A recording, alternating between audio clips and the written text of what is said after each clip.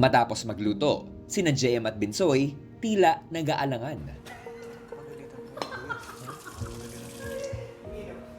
Kung palabasan tayo ni Kuya, doon na tayo lumabas.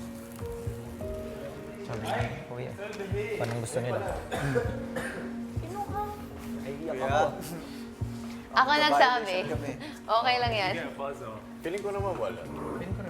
Food So, naman. pwede. Pag na-buzzer, edi ilabas agad. Pero feeling ko wala. Doon po sa pagtrato nila sa amin, Kuya, wala ko akong masasabi. As in, sobrang welcoming po. Pagkakimas! Sorry, I'm so hungry. Kuya pa buzzer, hindi pwede. Pwede yan. I think pwede. Tulog lang. Ang isang tipak lang ko kaming housemates ulit. Ramdam ko naman po yung sincerity sa pagtrato nila sa amin, Kuya. Anong bawal sa labas? Anong bawal sa labas? Ganun ba rin? When you pee, Just, kuha mo na siya. Tingnan mo, nagtulo-tulo-kan. Kahit parang hesitant sila, kinakabahan yung mga mukha nila, pero they were convinced. So ano yung hintayin nila yun? Ay, At least, na-check namin yun, kuya. Doon na lang kami sa pagtulog. Jasmine Helen tumatama.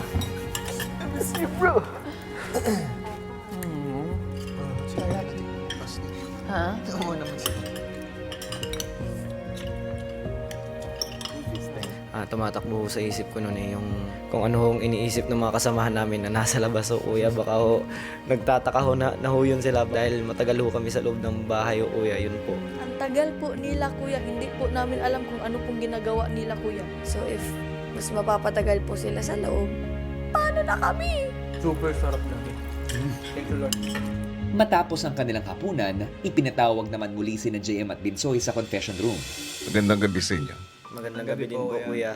Kamusta? Masaya at nakita ko yung best friend ko, Kuya. Nakita ko yung mga dati ho namin kasamahan dito sa loob at nabusog pa ho ako, Kuya. Yun daw.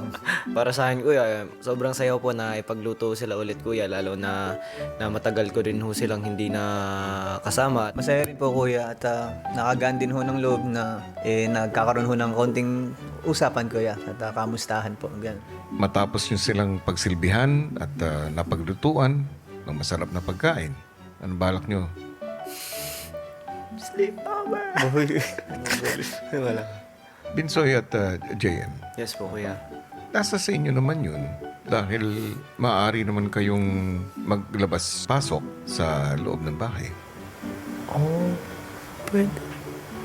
Susunod! Gusto niya matulog sa loob, okay lang naman. Unfair naman kasi para sa inyo. Bakit magiging unfair? Pare-parehas naman tayo, housemate. Ano bang trip? Gusto mong matulog? Nakawa ko eh. Iba kasi yung dating sa akin.